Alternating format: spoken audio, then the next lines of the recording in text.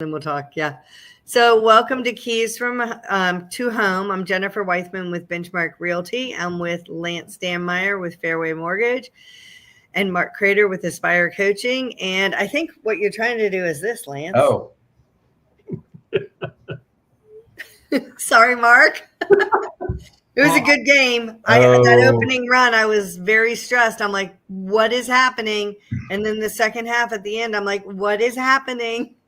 I just want to show I'm representing the team that got beat down the worst in all of the selection teams. I'm representing that right here. That's my number 2 team. And so I thought I'd wear that. The biggest single loss in the playoffs.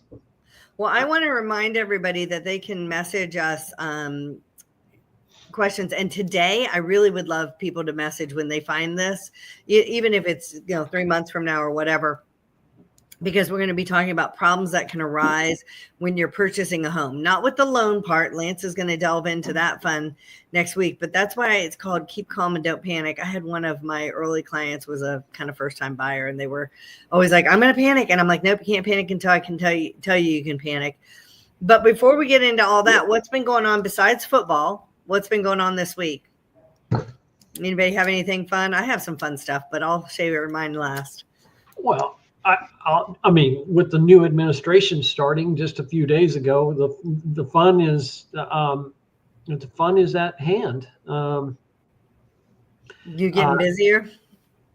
I am, yeah. In fact, we just launched our monthly budget workshop.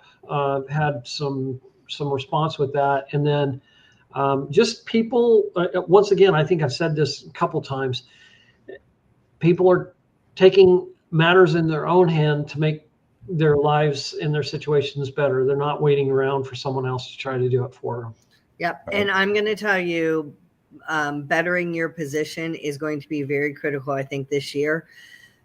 If you're watching this podcast and you're a first-time buyer or even a second-time, third-time buyer, it doesn't matter. Whatever you can do to strengthen your position to buy, I think we're going to get competitive.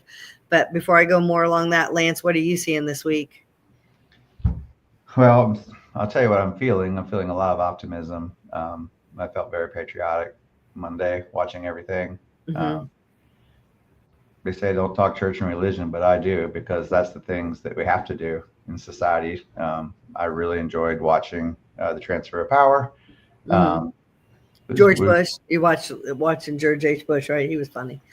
Yeah, I watched them all, and it's a very. I hope you got to watch it. It's very, very much a piece of Americana.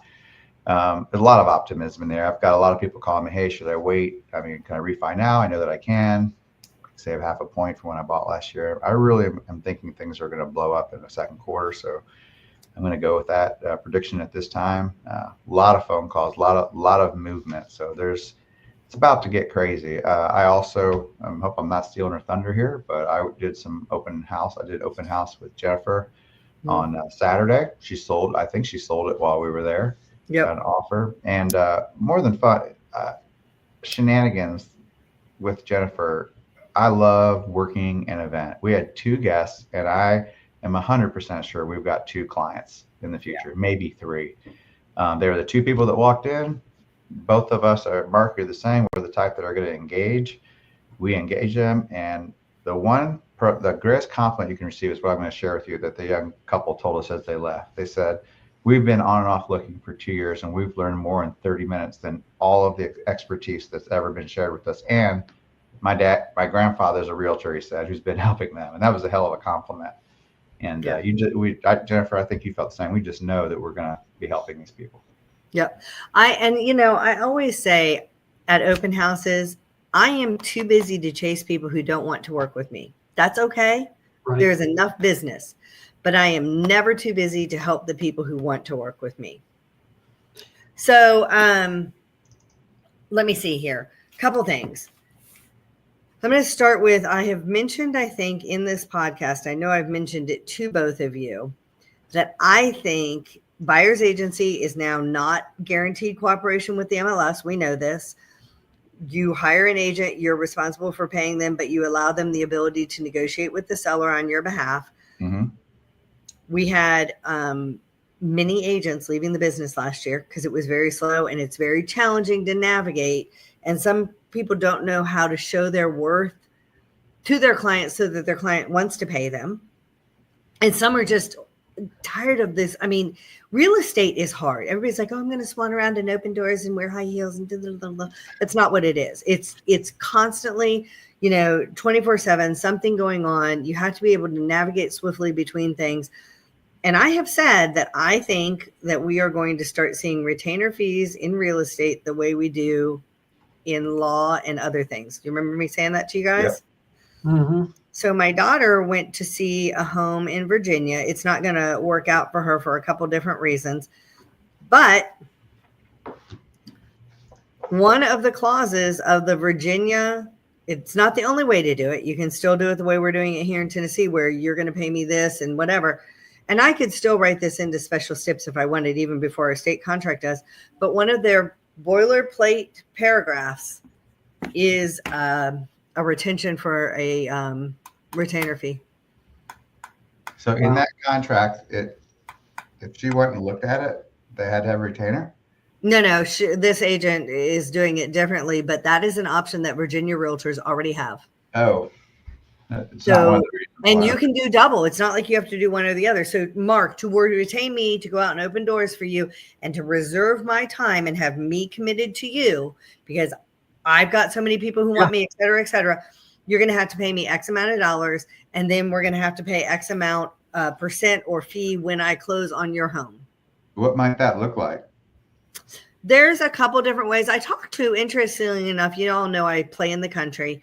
And I talked to an older country rural agent a number of years ago. And I said, I don't push people like, I'm showing you 5 houses. That's it. There are agents who do that, by the way.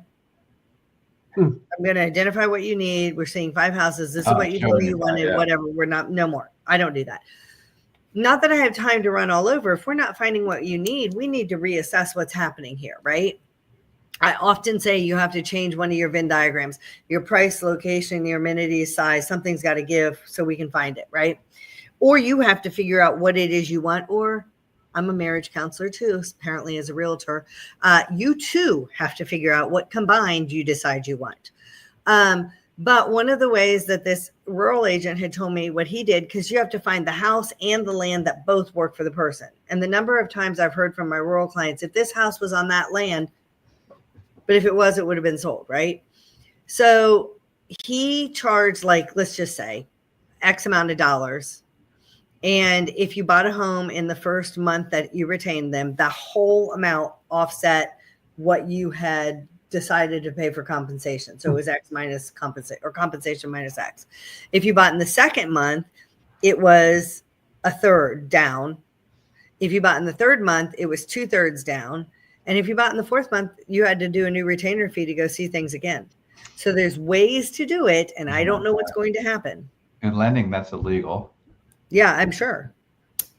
But, we don't get paid until we close, and that's actually a misnomer. We're supposed to get paid when we bind a contract that stays under its contingency. So if a buyer decides to just squirrel off and break contract, not under a contingency, they could potentially owe both agents their compensation.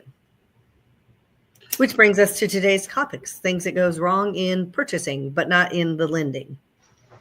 I'm excited. So, have you guys ever had a problem when you were buying any of your houses? Not with the loan, but with like a hiccup that had to be navigated? Because I've got some I'll share with you from my years. This isn't working. Okay. A hiccup. Let's see. I don't think anything really comes to my mind about any specific problems, more along the lines of questions of the who, what, where, when, and how is typically what comes up that came up for me. Yeah. I mean, I am interested in hearing this because, as a seller, eventually as a seller, I may, who knows what problems. Right. And sometimes it's honestly a communication issue.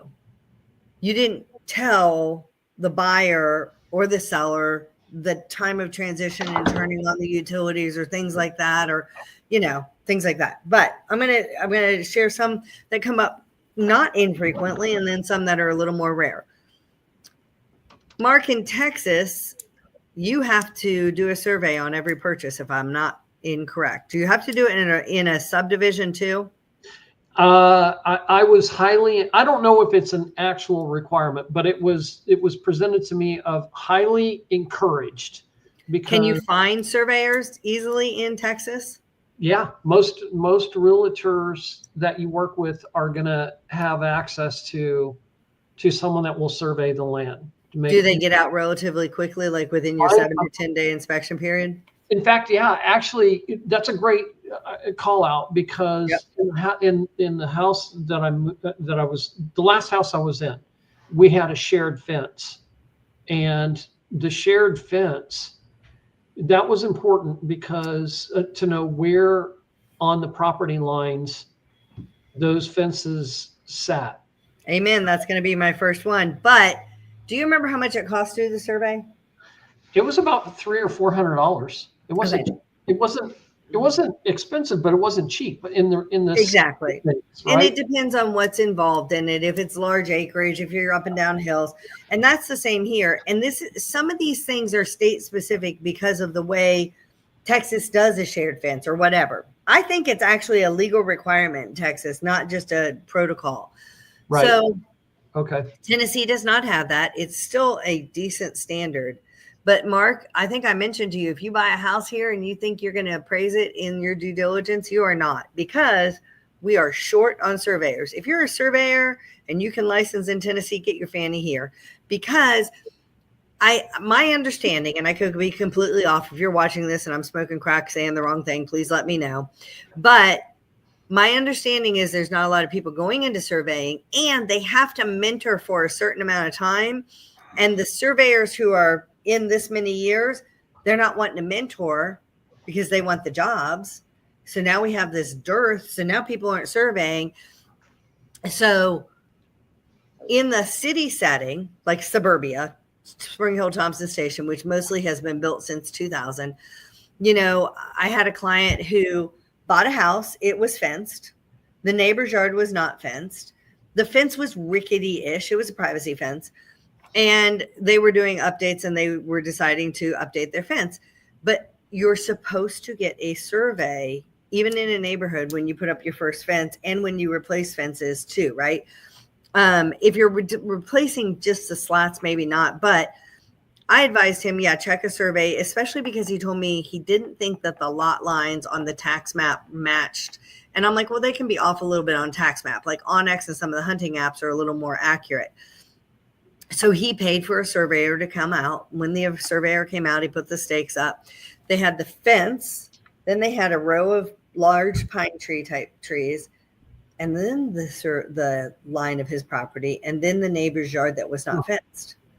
So when they went to take down that ratty fence and fix it, the neighbors came out and literally started raising holy hell. So they're like, we're going to move these stakes. They're wrong. He's like, you can't do that. We've had a surveyor come out, blah, blah, blah.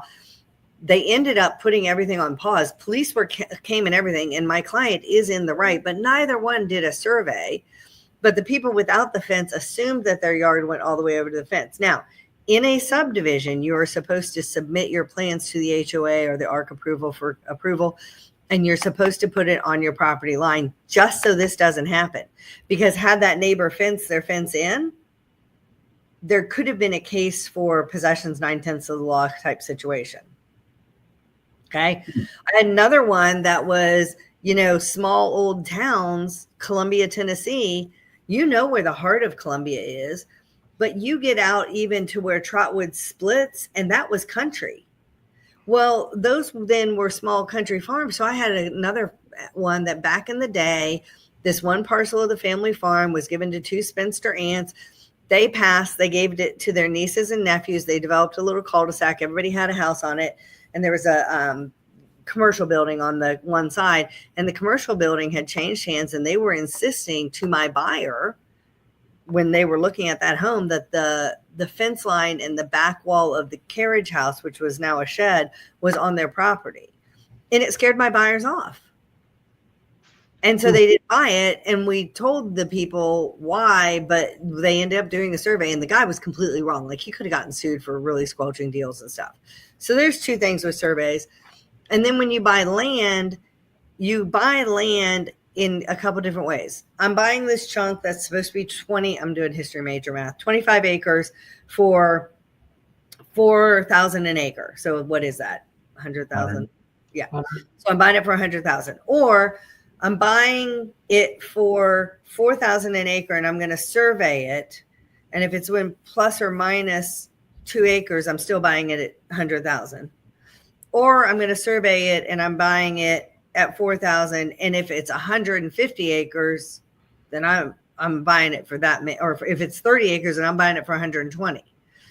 So you have to survey those kinds of things and see, but you're surveying to see where your boundaries are and to see if there's encroachment. And sometimes that happens.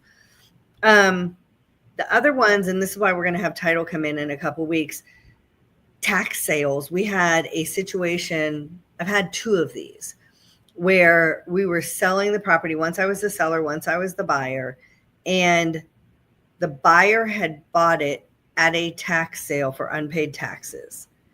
And you have to hold it for, I think it's 10 years. So, or the heir has the ability to come back within 10 years and pay the taxes and take the house back. So anyway, we had to make sure on the one, they could not issue title because of that, title insurance. But the buyer, after having it explained by a lawyer, decided to go forward with it. That was a purchase that was done like 11 months before the 10-year mark. Another one was done 8 months before the 10-year mark, and that buyer chose to go forward as well. But we had a rider additional title policy level written that the seller had to pay for. Lost heirs have appeared.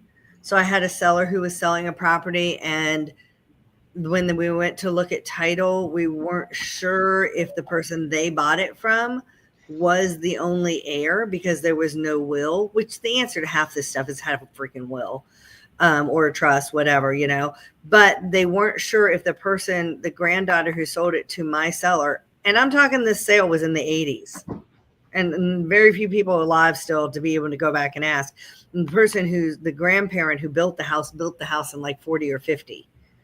And it was in an area that wasn't really well documented. So we had to wait and do some due diligence and clear that. And then we put it back on the market. Everything was good. Lance, what's the one you have? Just recently, you might going to remember it when I tell you about it. So it was a set of grandparents owned this land in Thompson Station, considerable piece of land on both sides of not a major road, but a big road. Okay, yeah. And the grandparents had a child that was special needs, and they made a provisional trust that laid out that the sale of that land in perpetuity would help that child. And there were other brothers and siblings. Let's say there were 5 of them. But that was reserved to help them. Correct. And the one child who couldn't take care of herself. So realtor of mine this property came up earlier this year, a couple of months ago. And it's a wonderful purchase. And the court stopped it because when they went through the title, the family, they may not have known this. They had gone ahead and sold off half the tract already, one of the big lots already, and the courts didn't catch it. But this special needs child is grown now, but still lived much longer than they ever thought that person would. So it all had to be stopped. And I don't know the details of it, but they all thought that they could do it. And luckily a title attorney got really deep into it and halted. It all got worked out, but I'm not even sure that the sellers even had an idea that was there by not understanding. No, and most of the time, none of this is malicious. It's just people have gotten more crossing T's and dotting I's because problems arise. So that was another one, mineral rights. Oh, this gosh, was in Thompson Station too. This was in the mid-90s. There was a 50-acre parcel subdivided into 5 parcels, 10 acres each.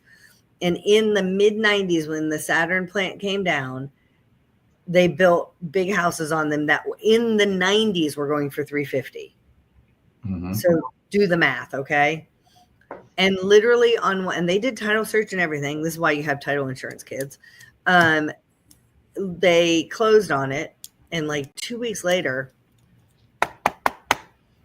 We have mineral rights to this land, and there's something that we need, and it's under your house. And they could have done whatever to get it, but the title insurance bought their rights out. And you don't know what Farmer Joe did back in the 50s as far as selling mineral rights or anything else. Hunting leases come up sometimes. Sometimes somebody doesn't know that dad had given his buddy and heirs hunting rights. Yeah.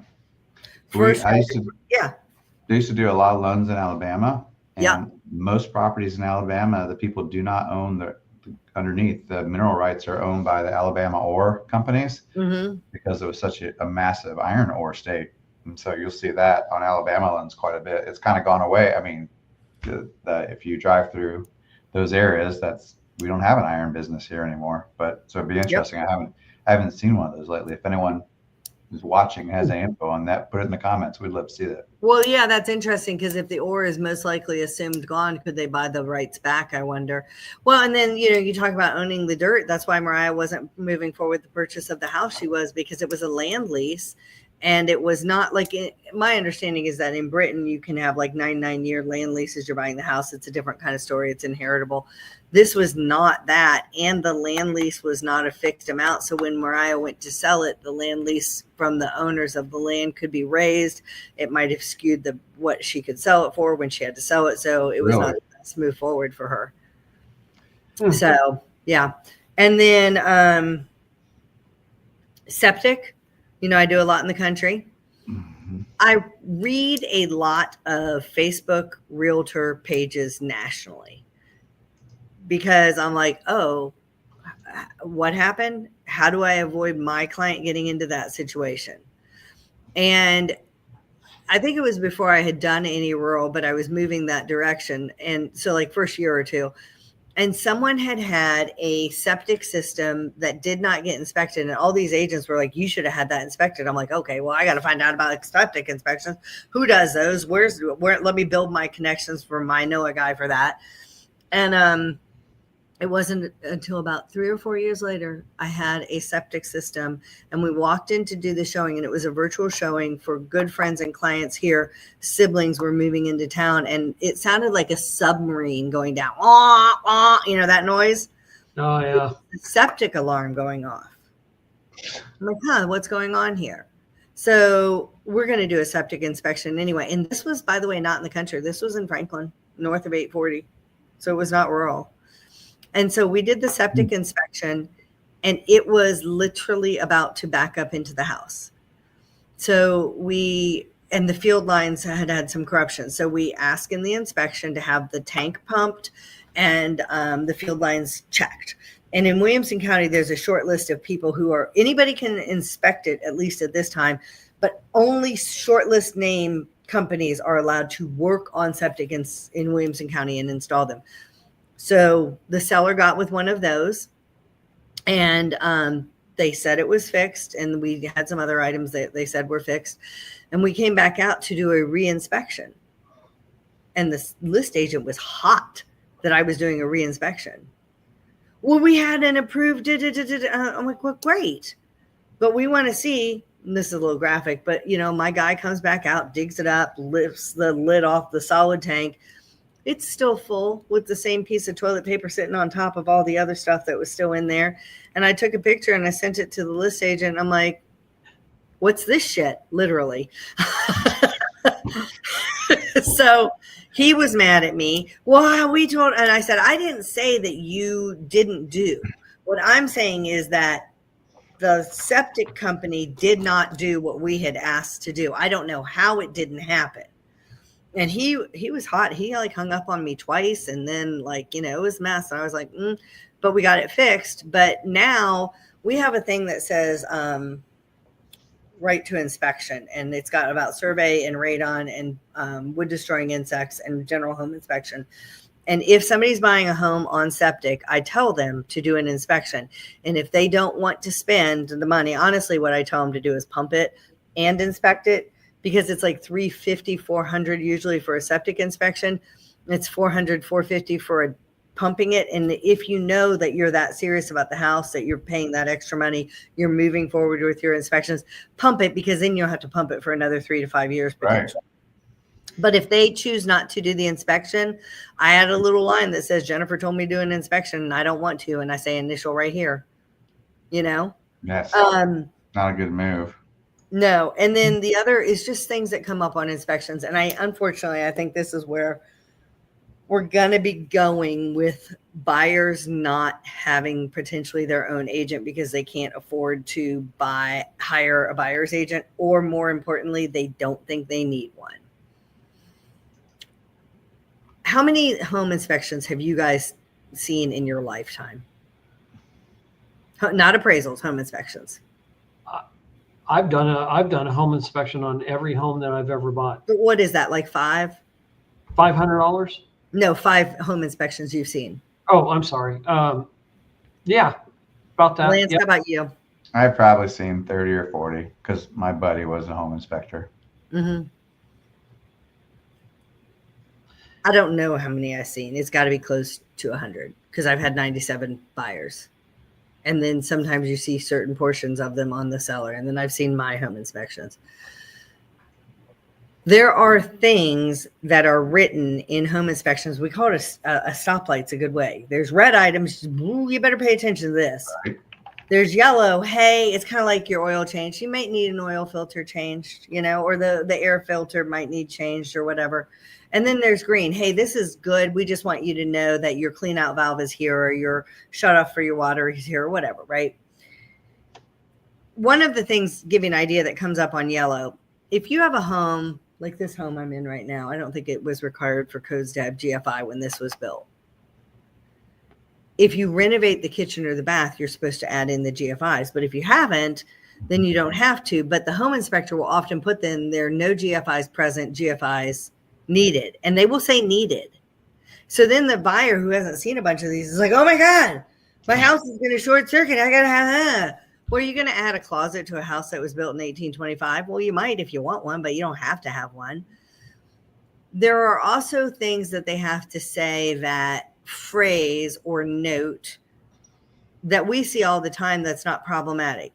If you saw that there was fungal growth in your crawl space, might that be a cause for concern? Maybe. I think so. Yeah. In July, August, and September, almost every home on a crawl space is going to have aspergillus growth. Now, I'm caveating that I have heard this from my fungal growth specialist, but they tell me that this is so common because of our humidity and the cellulose material that this growth can feed on. But it's also not the kind that causes the general population issues. But there's how many different kinds of molds and fungal growths? Probably 100. So if you have a inexperienced agent, or an agent who has really headstrong buyers, or the buyer doesn't have an agent at all, which unfortunately I think I'm moving towards, you could have a lot more angst and I'm leaving this house. People build houses, new construction, get a home inspection and get another one at your 10-month mark and say to the builder, fix it all, Now you can't tell them to bring something to codes that's preferred codes, but not codes for that county. That's something that people don't understand too. So I think that we're going to start seeing a lot more people concerned about that. And in Tennessee, as the buyers and buyer agent, you are not allowed to give the seller any portion of the home inspection or bids that you've received to fix something unless the seller requests it. Wow. So you get these buyers who are going to be underrepresented, and they're going to be like, I need you to fix everything on page 3. Well, they're not allowed to do that. And then if I'm representing the seller and they don't have an agent, they may think I'm just trying to be a screwball if I say, well, every home in this area is going to have aspergillus growth from my understanding. But I would follow it up by saying, check with a fungal growth specialist and let's extend our inspection time period. We need one of those in our BNI group, a fungal growth specialist. You're right. Anyone that can say what you just said 3 times fast. Yeah. Say that again, Well, please.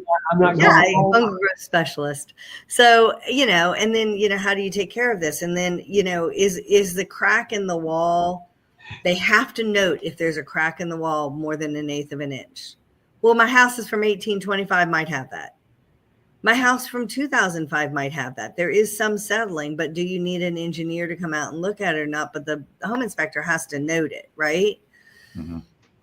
Then when you're talking about inspections, the other thing that happens all the time, I'm your agent. You're hiring me to work on your behalf.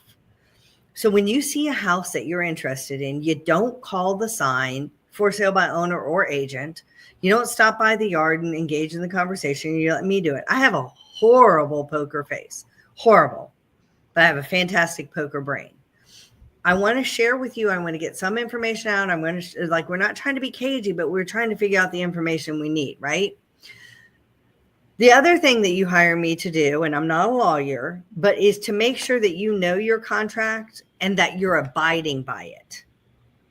So if you say, I'm going to do my inspection within 10 days of binding agreement date, and we bind today, the 22nd, tomorrow is day one. So the 23rd, 24th, 25th, 26th, 27th, 28th, 29th, 30th, 31st, 1st of February, unless it's a Saturday, Sunday, and then it rolls, whatever.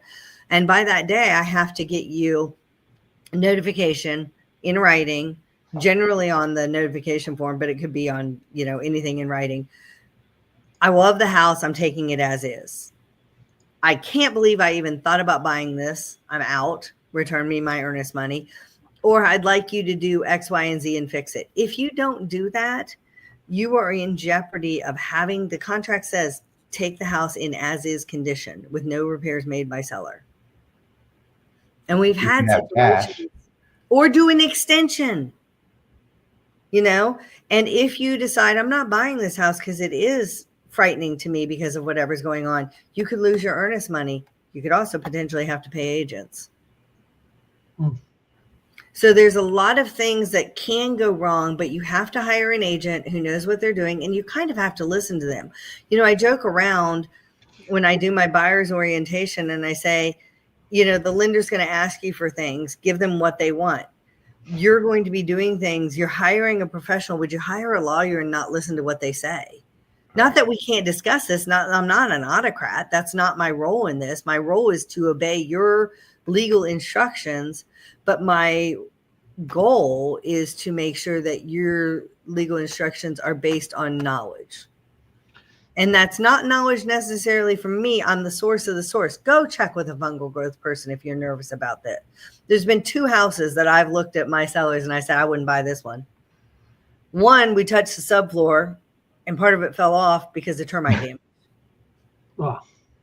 We almost didn't get out of that because my buyer was trying to cheap out and use a termite company. I had no idea who they were, and they weren't going to give us our letter saying there were termites present until we mitigated it. And we're like, we're not mitigating anything. We're not buying this house. And then the same house we terminated under an electrical situation because there was also fungal growth. Because I don't know if you know this, but wet wood and termites go together, and so there's often fungal growth. And the stupid, again, they chose an inspector cheaping out, and he said the seller needs to spray it with Clorox and get rid of it. Well, that's not how you get rid of fungal. I saw that one. Okay, that's not how you do it. And then the other one was a renovated flip, because there's a lot of people flipping houses who think they know what they're doing, and they make it pretty. And then people walk in and they're like, oh my God, it's so pretty. I love it. I want to buy it.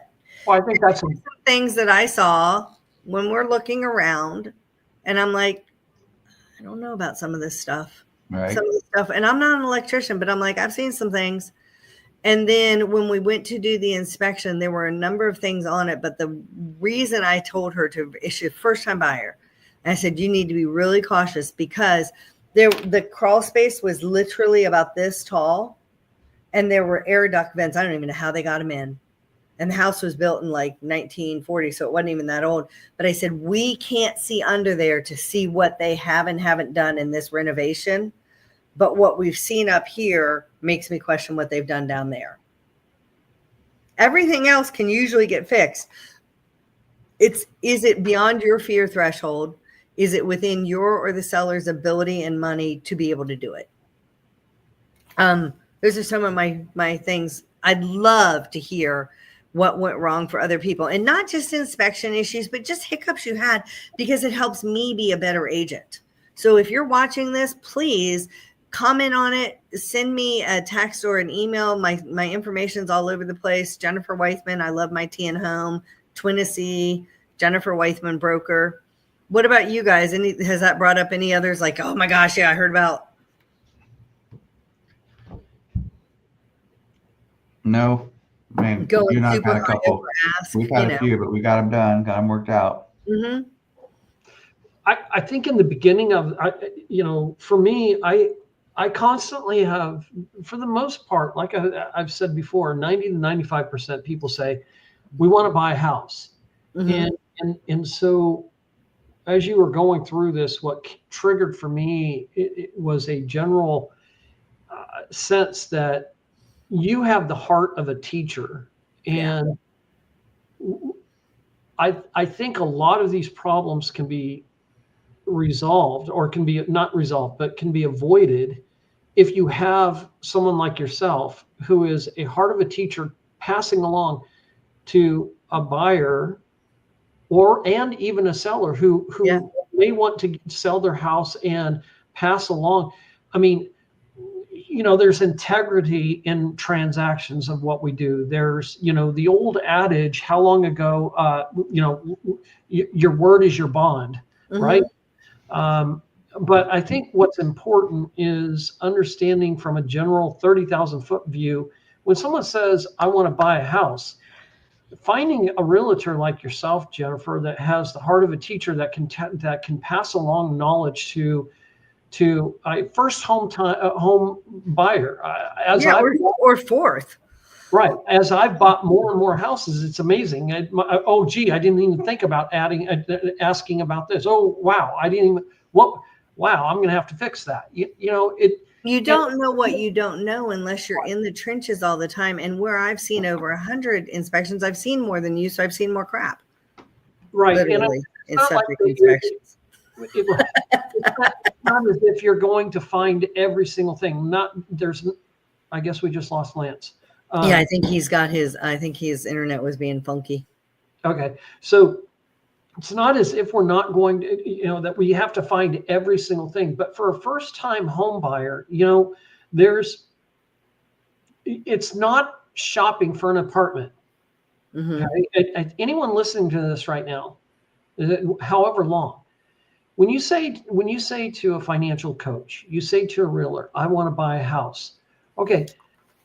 I want to get you to a point where you can, afford the house. Mm-hmm. As a financial coach. As I said in the previous episode, we want it to be a blessing, not a curse. Right. And that's the other thing I was going to say is stuff happens. I could buy a car tomorrow. It's not a lemon, but the wheel could go flat. Right. You didn't sell me a lemon. There's going to be things you have to fix. Right. We just need to know as much as possible of what you might expend before you do it. Right. And if you, I often talk about, that gut feeling, when you're searching out people, for things, if you have a feeling that just does not feel right, mm-hmm. listen to it. It is intuition. My mom used to always say, mother's intuition, right? Yeah. A woman's intuition, there's something, listen to it. Yeah. I'm not advocating that there's nothing else to do, but he's back. Hey, welcome back. Got some tech problems.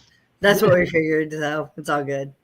I think Carrie Underwood had tech problems, but I'll go acapella. She went acapella. I mean, she knocked it out of the park. It was awesome. So anyway, I just we're trying to be that heart of a teacher, trying to head off a lot of the stuff that you may or may not, you're going to have to pay for if you don't find. You might as let's expose and find as much. If you feel like there's something not right, listen to that and go get a second opinion.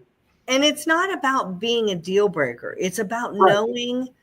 And then, okay, so there's this on the inspection. What do we do about it? Is this really a concern? The stove doesn't have a tip bracket. I swear to God, 90% of my inspections, the stove doesn't have a tip bracket. If you don't have a toddler in the house, that's not a deal breaker. If you have a toddler in the house, buy it for $3 and put it on. It's not a deal breaker. You know what I mean? But sometimes people are like, oh my gosh, or there's 2 or 3 little things like that. And they're like, this whole house is going to fall apart. It's not. Right. Most likely it's not. You know, and there's home warranties, and, you know, that's someone else will have it come in and talk probably. And there's homeowners insurance and different things to help you mitigate your risk. Yeah, exactly. So, you know, as I said last week, having a robust emergency fund for repairs. And, you know, I have a small emergency fund in front of my emergency fund, and that's just because I've been able to save in that way. But you know, and I know everyone can't do that right now, or maybe they've done more than what I've done. Who knows? Yeah. What I guess what we're getting at is none of this is designed. I don't think it's designed to protect you and inform you. And, you know, as I said, heart of a teacher, passing along and talking about those things, because I don't want someone to get 6 months down the road and it's just been a complete disaster from day one of home ownership in my mind, and go, is this what home ownership is? Right. And sometimes you have to put on your big girl pants and say, okay, I guess I'm not going to go buy that, you know, a new outfit because I got to go and put in a new GFI or whatever it is. Right. Oh, that reminds me. Remember last week when we were talking about budgeting and I said there's this person I follow on Instagram and I love their what they do, right? His name is Keyshawn. It's KYSHAWN,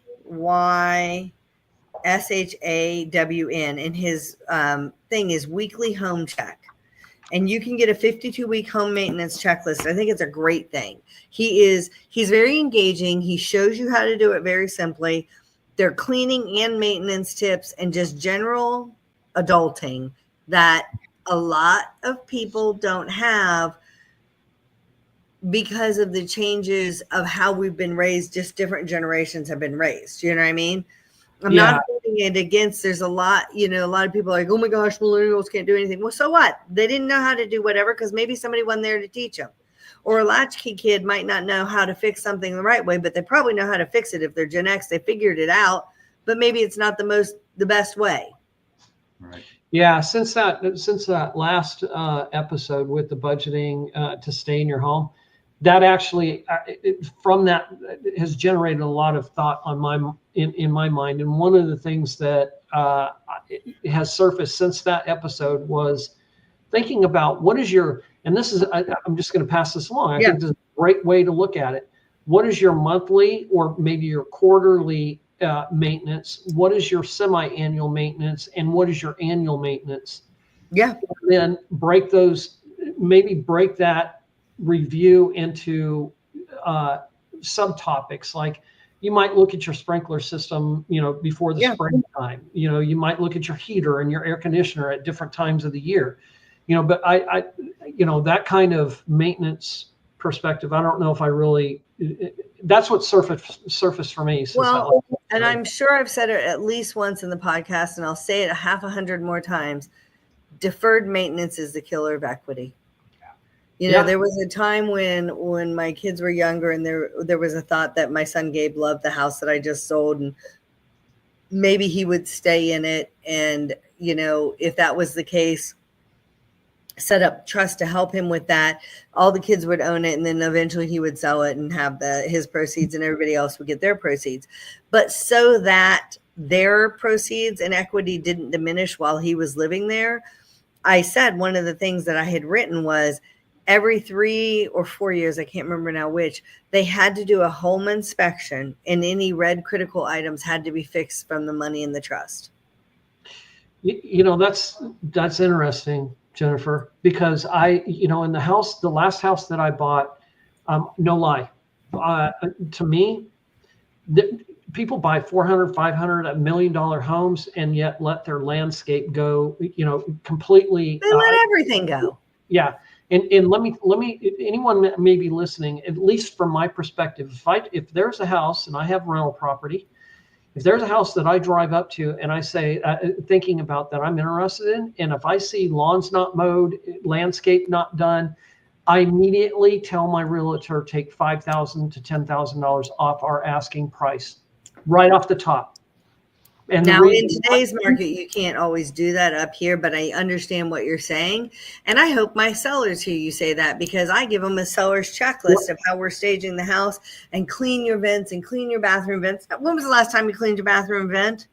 Yeah. Okay. That's all I have to say.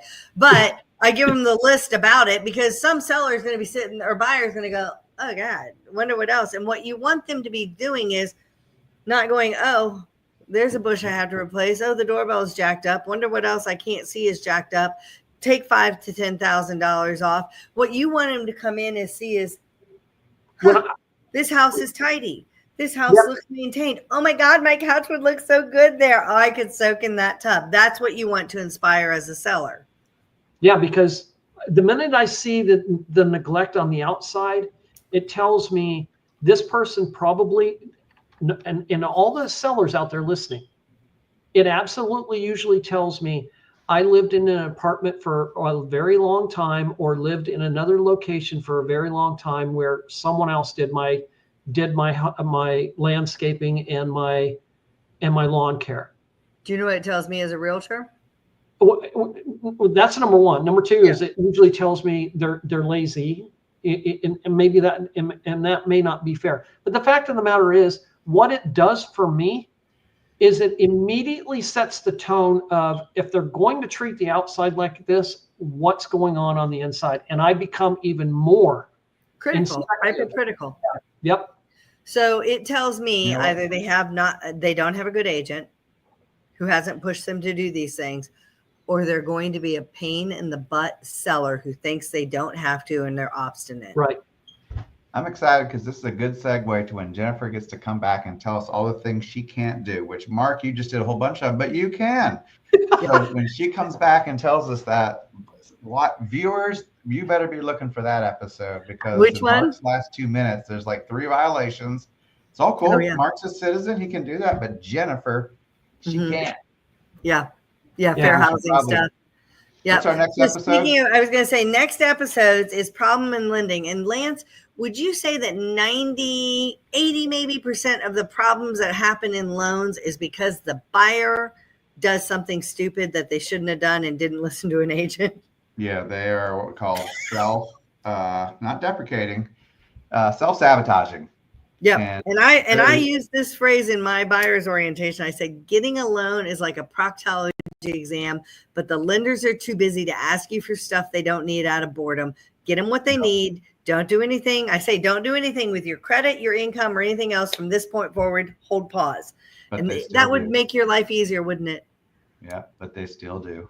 So next week, you'll have to think of a keep calm, don't panic. But what I tell my clients is keep calm, don't panic until I tell you can panic. And if I see you panicking, we'll talk about why and if it's a valid panic. Right on. Well, we don't have any football games for next. Well, we've got 2 divisional championships, so we'll see what comes out of that. Yep, there you go. And just a reminder, everyone that's listening, watching, ping us, comment, start the conversation. This is an opportunity to share with others, but also to learn from others as well. Yep. And just remember too, because I had this asked recently, I can help you in Middle Tennessee, but I can help you find agents where you are if it's outside of my area. But Mark and Lance can help you almost everywhere in the U.S. Almost. All right, man. We'll see you next week. See you guys. Keep calm, don't panic. Panic at the